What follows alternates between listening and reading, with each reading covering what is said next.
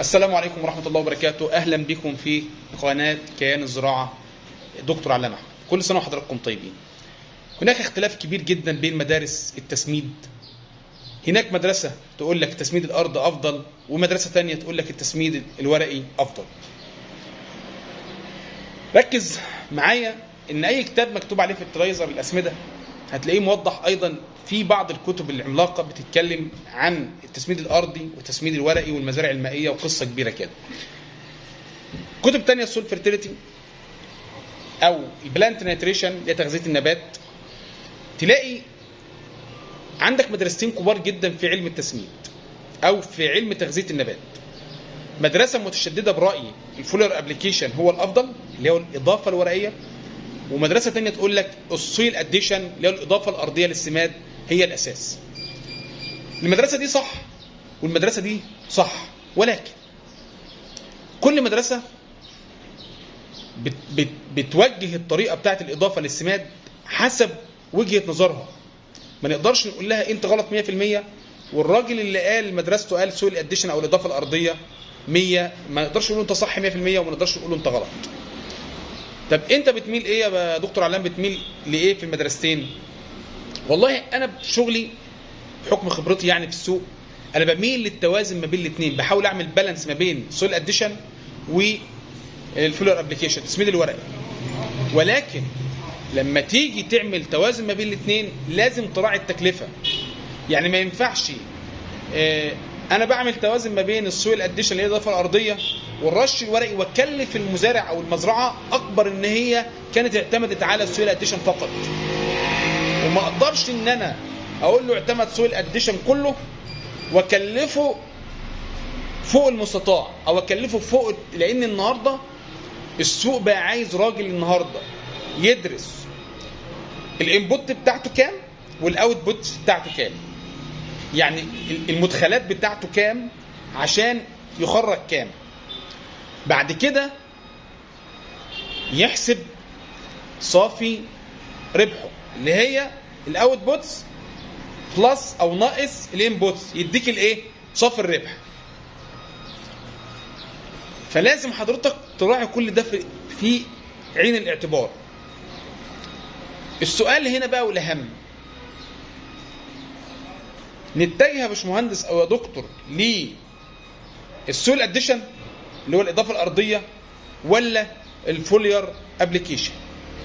طب تعالى نشوف الراجل ده بتاع الاضافه الارضيه قال لك انا بفضل الاضافه الارضيه لكل انواع الاسمده، بفضل لها اضافه ارضيه. ليه؟ يعني نشوف هو اعتمد على نظريته في ايه. قال لك ان الجذر ده الشعيرات الجذريه دي اللي هي اماكن انقسام الخليه هي دي اللي بيتم منها اكبر كميه للامتصاص، وهي ديت اللي ملامسه للمحلول الارضي سويل سوليوشن. فبالتالي كل السماد اللي انا بحطه ده دايب في المحلول الارضي واقرب الى الشعيرات الجذريه اللي هي اكثر اماكن في النبات انقسامات للخليه وهي اللي بتمتص السماد. وبالتالي ان انا عندي الجذر في قلب التربه والاسمده دايبه في المحلول الارضي، فبديهي جدا يبقى الامتصاص اعلى من الجذر، وده برضو نظريه تحترم. رد الراجل عليه الثاني قال له اللي هو بتاع التسميد الورقي، قال له طب يا ناصح انا النهارده لو انا عندي اصابه في عندي اعفان جذور، عندي ملوحه عاليه، عندي نيماتوده، الامتصاص مش هيبقى اصلا فيه امتصاص. الجو برد جامد زياده عن اللزوم، الامتصاص برضه هيبقى ضعيف جدا. قال له انا النهارده اقدر ارش ورقي. راح رد الراجل عليه بتاع التسميد الارضي قال له ايه بقى؟ ما انت يا ناصح لو عندك بياض زغبي مثلا على خيار او ندوه متاخره على طماطم ورشيت مغذيات هتبهدل الدنيا، وده برضه رايه يحترم. طب ايه الفيصل ما بين المدرستين؟ الفيصل ما بين المدرستين اعتمد كل التسميد بتاعي ارضي امتى؟ لو انا شغال دريب اريجيشن او ري بالتنقيط هنا يبقى كل شغل ارضي، ما اناش محتاج اعمل فولر ابليكيشن الا للضروره، لان انا كده كده اصلا من مميزات التسميد بالتنقيط ان هو بيوفر لي عدد وحدات سماديه في كل انواع الاسمده. وغير كده كمان انا عندي النقاط قريب جدا للجذر، فبالتالي انا مش محتاج اعمل فلور ابلكيشن اكتر من ان انا ارش الامراض وارش للافات الحشريه. طب الراجل اللي اعتمد بقى على الرش الورقي، المدرسه الثانيه اللي قالت لك الرش الورقي، امن نفسه بحته، قال لك طول ما انا برش رش ورقي او بعمل فولر ابلكيشن او ان انا بستخدم الاسمده رش ورقي، طول ما النبات بتاعي هيلسي وما ظهرش نقص العنصر، انا كده في السليم. طبعا مدرسه الرش الورقي موفره جدا مقارنه بالتسميد الارضي، ولكن الراجل قال لك ايه؟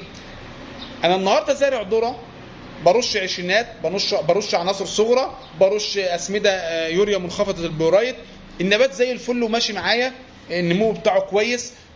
لو انا عامل مقارنه ما بين واحد بيضيف ارض وانا برش ارضي، الارض ماشيه يوم بيوم مع الثاني، كده انا كمدرسه ورقيه ناجحه. ولكن الراجل جه قال شرط في الاخر، قال لك بشرط يكون النبات سليم وشرط عدم ظهور نقص العنصر. يعني ما يبقاش انا شغال فولر ابلكيشن ولاقي اعراض نقص النيتروجين عندي ظهرت في الذره والنبات معايا اصفر وافضل مصمم ان انا اكمل فولر ابلكيشن، لا ده غلط. لازم في الحاله دي اخد مدرسه الراجل اللي قال اضافه ورقيه، اضافه ارضيه، لازم احترمه في الحته دي، ارجع له واخد من مدرسته واضيف الاضافه الارضيه. انا النهارده شغال مغنيسيوم رش ورقي، فجاه ببص لقيت اعراض رهيبه جدا ظهرت في نقص مغنيسيوم، في الحاله دي اضيف اضافه ارضيه.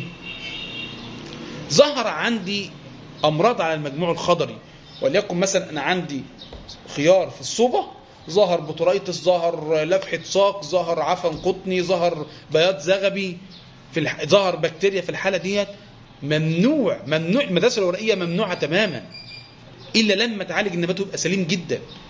وفي الحاله دي برضو انا بميل شويه للمدرسه الارضيه. يعني الفيصل هنا يا باشمهندس، انت مع مين فيهم؟ بص، لو عندي النبات سليم وما عنديش مشاكل في التربه وانا زارع مثلا تحت صوب وزراعات حساسه جدا للامراض، انا بفضل المدرسه الارضيه. طب انا النهارده زارع محاصيل حقليه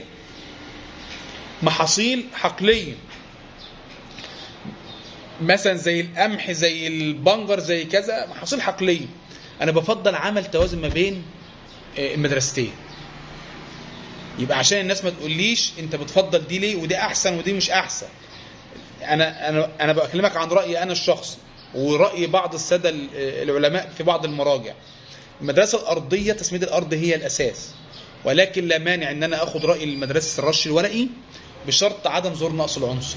يعني انا مثلا هديك مثالين، انا زارع اهو فدان ذره وفدان ذره، راجل شغال قاعد يحط لي 10 شكاير ازوت وانا شغال رش، والنبات بتاعي ماشي يوم بيوم مع التسميد الارضي، هل هنا انا الجا لتسميد الارض؟ لا، ما الجاش، افضل شغال تسميد ورقي زي ما انا شغال.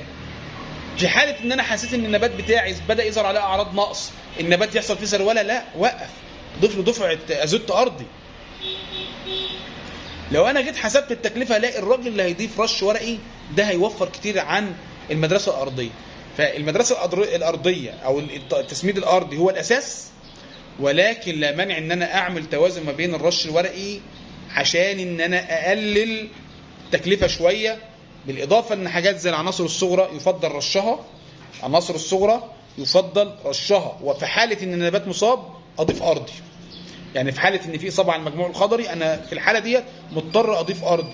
يبقى بالنسبه للمدرسه الارضيه مدرسه ممتازه انا بميل ليها على فكره، ولكن في حاله ظهور مشاكل في الجذر، مشاكل في التربه، ملوحه عاليه، اعفان جذور، نماتوده، انا بميل للمدرسه الارضيه شويه لانها هي اللي هتجيب معايا اسرع.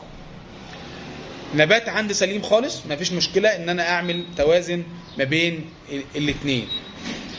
كانت في تجربه معموله، راجل او مزرعه كانت بتعتمد على الرش الورقي، كانت ذره، رش مغذيات كتيره جدا، رش اللي هو بالاخص سماد العشرينات مع العناصر الصغرى، النبات سليم معاه خالص، ولكن جاء في مرحله اصفر، في الحاله دي وقف تسميد ورقي، وقف رش ورقي. اول ما ضاف دفعه تسميد ازوتي الدنيا ظبطت معاه تاني، وكمل لنهايه المحصول بالمدرسه الورقيه. يعني باختصار لو انا زارع ذره ومش عايز اكلف على نفسي ازوت كتيره، لان طبعا شكاره الازوت النهارده عشان تحط مثلا 8 شكاير الفدان برقم يعني. دي بالنسبه للذره اللي مزروع غمر. والاراضي للاسف الشديد ما عادتش بتجيب الا لما بتاخد كيماوي، لان الاراضي اصلا اتفقرت، بقت اراضي فقيره. في الحاله ديت انا اقول لك حط حدود 5 شكاير، وادي رشتين 3 مغذي عشرينات او ان بي كي، سواء كان عشرينات او 19 مع عناصر صغرى، هيبقى موفر جدا عن ويبقى انت كده وفرت حوالي 3 شكاير ثمنهم يزيد فوق 3000 جنيه.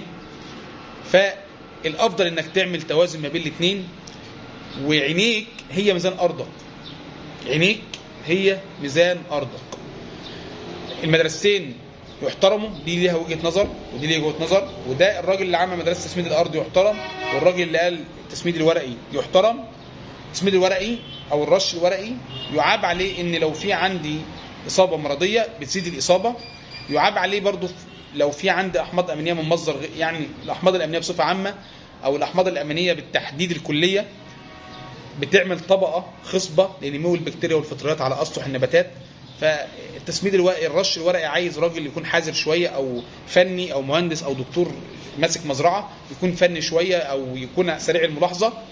المدرستين فوق الممتاز، بس انا وجهه نظري انا الشخصيه انك تعمل توازن ما بين المدرستين.